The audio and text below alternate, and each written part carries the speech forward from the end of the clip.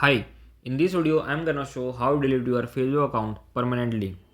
First of all, open Facebook app and click profile section button and scroll down. In setting and privacy section, tap settings. In account center section, tap personal details. In account settings section, tap personal details. Tap account ownership and control. Click deactivation or deletion and select profile which you want to delete and select delete account.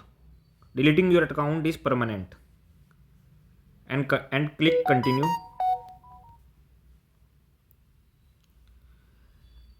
After you delete, your profile and pages will also deleted. Tap continue. Select reason why you delete your Facebook account. Tap continue. Scroll down and tap continue. Enter your password and continue. After that, your account is deleted. If you have any question, comment below. Subscribe channel. Thank you.